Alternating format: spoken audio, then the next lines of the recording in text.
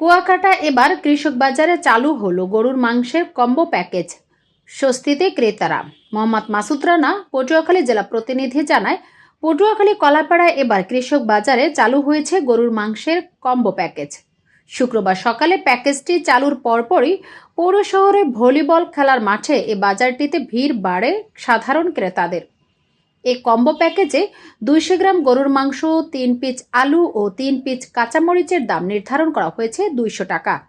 আর 500 গ্রাম গরুর মাংসের দাম নির্ধারণ করা হয়েছে 325 টাকা।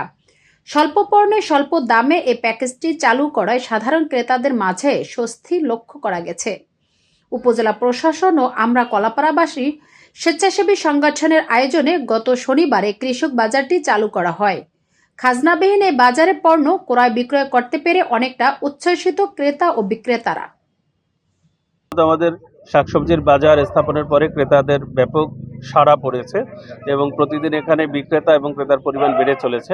ক্রেতাদের চাহিদার প্রেক্ষিতেই আমরা নতুন কম্বো প্যাকেজ এবং আধা কেজির গরুর মাংসের প্যাকেজ আজকে নিয়ে এসেছি। আমরা এখানে 250 গ্রাম গরুর মাংস, 3 পিস মাঝারি আলু, 3 পিস পেঁয়াজ এবং কাঁচামরিচ সহ 200 টাকার প্যাকেজ দিচ্ছি।